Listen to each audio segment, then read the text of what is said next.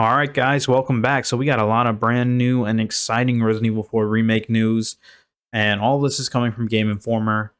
They got to play chapters 1 and I believe 5 of Resident Evil 4 remake, and they also got to talk to the designers as well as the directors of the game and ask some questions and learn some new information. And that's what we have here for today. I wrote down a list of stuff, the major points that people posted that came from the article itself, the Game Informer magazine, I mean.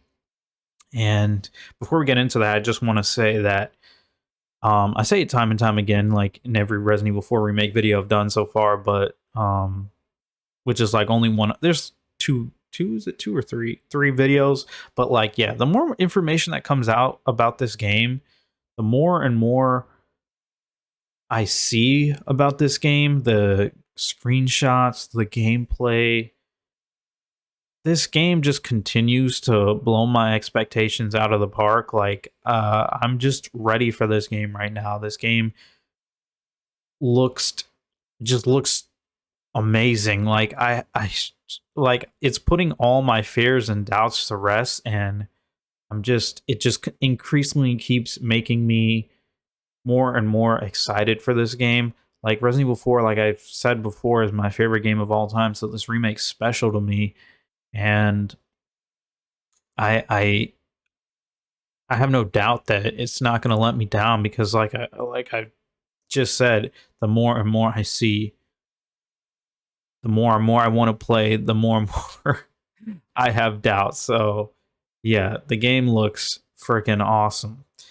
So let's just jump into it. The replayability and flexibility are two major pillars that they focused on during development. So they wanted the game to be even more replayable and flexible in how you play it, compared to the original, where I would say the original had a lot of replay value for me, at least. I played that game tons on many systems, and I think it's the most replayed game I've played to this date. I even play it to this day. So the fact that they're even trying to add more replayability and flexibility to it is awesome, in my opinion. No QTE, so no more QuickTime events. The way I feel about this, I'm kind of bummed, but it's not a big deal. I did think that RE4 was one of the few games, in my opinion, that handled QTEs pretty well. I enjoyed them. The only one I didn't like was the boulder run.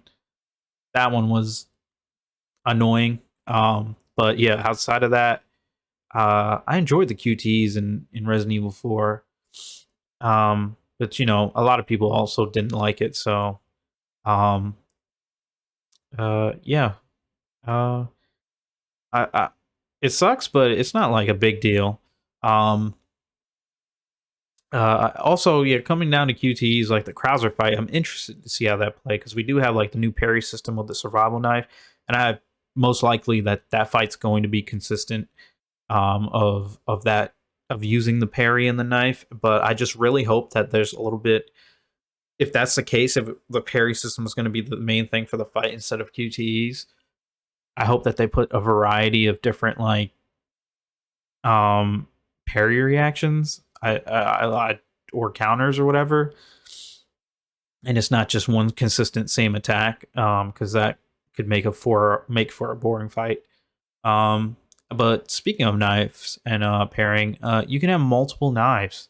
It's not just your giant survival knife. You also can get like regular ass kitchen knives, I guess, that you find. Maybe villagers can drop it, or you find, or maybe you can even craft them. But yeah, you have multiple knives.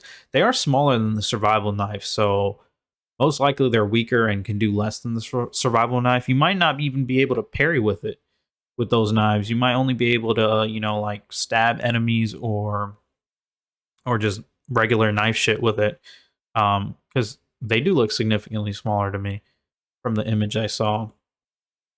Um, they mentioned that the laser sight is an upgrade and there are yellow herbs in the game, but this is something we already knew, that we saw in previous gameplay. So I don't know why that was listed in here. That was something that was pretty obvious, and like it was something that was hard. It wasn't even hard to miss. So yeah, ground executions actually prevent plagas from forming. So when you down an enemy and you run up to them and stab them in the neck with the knife, their plagas will not, explode and come out of their head. Ashley's command system is the same as the original, but there are no more dumpsters for her to hide in, and it says here she can follow you closely or fall back, but will not remain in one place. So essentially, I guess she's going to be more dynamic in her movement. In the original game, you told her to wait; she would just stand there like a statue. Obviously, this is a modern day game. She'd probably go if you tell her to wait, she'll probably be trying to dodge or move out of the way of enemies until she gets cornered and can't, and then they'll grab her. There was some gameplay footage of her being carried away, just like in the original. Um, but what you can do now, which I thought was cool, was you can run up to enemies carrying her away and just fucking shank them in the neck. Just stab them with your knife in the neck to free her. And speaking of saving her, Ashley has no health bar anymore. And the way she works is if she takes a certain amount of hits, she'll fall down and need to be revived. And if she goes into that same revived state a second time, she'll just die. So, yeah, I guess it'll work better that way. Now it just works better with the new system, especially because enemies in remake are a lot more violent and aggressive than the original. So, this new system where you don't have to worry about her healing her and upgrading her health, it's probably just going to work better for this game, and it'll be less annoying for most people because I assume Ashley's just going to be more active this time around. They got a new weapon, the bolt thrower, which is essentially the crossbow. I always wondered why they never did this in the original game. I always thought it was like a missed opportunity that Leon couldn't get access to the crossbow or unlock it. Only Ada had access to it. Yeah, so it's cool that this time around we get the crossbow. They stated that there would be new enemies, a lot new enemies. Well, not a lot. They just said there's going to be new enemies. I know that they actually showed screenshot of two new ones that I've seen here on Twitter. One is a giant dude with a hammer and a bull's head, and the other is the female zealot. And essentially, these are new to RE4, but kind of not new because they were concepts that were supposed to be in the original RE4, but they were cut. So they weren't in the original, but it seems like uh, concepts from the original that didn't make it into the original game are making it into this game because they said we're gonna get after they said like here in the notes it says that there's a new enemy that wields a hammer and wears a bull mask, and then underneath that it says more new enemies are also teased by Capcom, and I think that might be referring to the Zealot, or maybe there's enemies that they got revealed but weren't allowed to speak about. Yeah, so I would assume there was a lot more cut concept art of other enemies from the original. Because this is actually new information for me. I didn't know about this. I didn't know about the bull or the female Zealot. I just figured it out when this news came out, and I just saw people talking about it, which I think is cool if they're bringing back cut concept because it doesn't seem like. And they said that the island's still in here, and it doesn't seem like, based on all the gameplay and information and how faithful they say they're trying to be, it doesn't seem like they're cutting anything from RE4. All they're doing is developing and evolving and adding to it. So yeah, it just looks good. I can't wait to see what other new enemies they add, or if they add any more concept enemy characters that got cut from the original. The game is now going to have side quests, and I mean the original RE4 had like one side quest, and it was like the medallions. And so this time around, it seems like it's going to have more side quests that consist of like fetch quests and puzzles and possibly some other things, which I think is cool. It'll add to the replay value, and I'm sure that just like the medallion quest, you'll be rewarded properly for taking time to do it. And yeah, I think that's cool.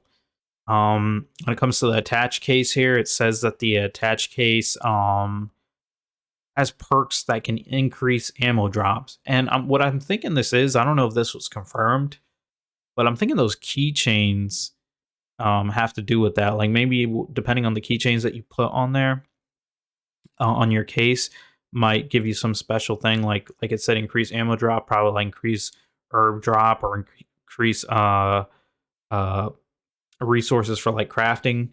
So yeah, we'll have to see. They also mentioned that you can barricade during the house section, like in RE2 remake.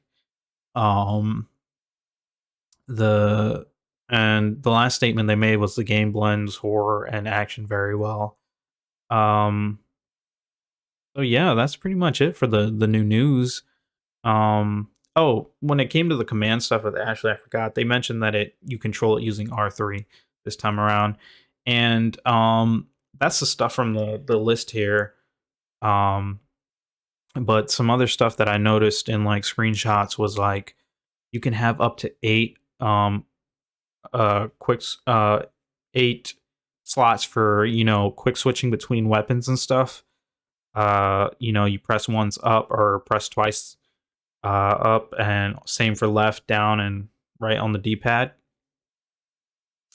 Um, let's see what else here. I actually have the screenshots. Oh, they put out a map. We actually got a screenshot of the map of the village, and I'd have to say it looks pretty identical to the original. I'm going off memory here. It looks pretty identical. Definitely, there's like some new areas or some expanded upon areas here. Some areas were made bigger. I don't think it's one for one, but like based on my memory, it looks similar. I'll probably go back here and when I'm editing, and I might add in some footage of the map of the original.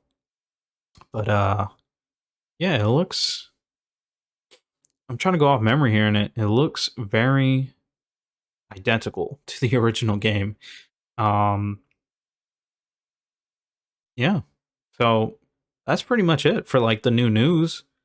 Oh, they showed there's like an image of like the new dog enemy in this game, and I have to say I prefer this new design over the original. Like they look so much more terrifying and ferocious. They have like these beady red eyes, these beady red glowing eyes with like tons of like vicious giant sharp teeth. They look terrifying. I'm gonna probably put that up on the screen here. But yeah, that's about it. That's about it for like the news here. And I'm gonna reiterate, like I don't know what else I can say. I'm just so excited for this game. My most anticipated game. And they continue, like, just when I think it can't get better than this, they put out some new information or they show some new gameplay or screenshots, and the game looks freaking phenomenal. Like the little piece of snippets of new gameplay we got, like with Leon saving Ashley and stabbing the enemy in the neck, just them running through the village in the dark with like it pouring down, raining. Just oh my god, the game looks so good. So yeah, I'm excited for RE4.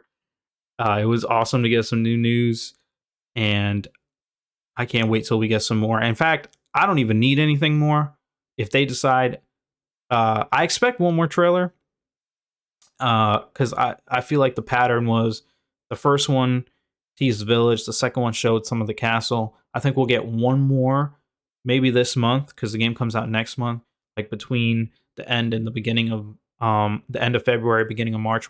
Maybe might get like one more trailer that teases some stuff from the island.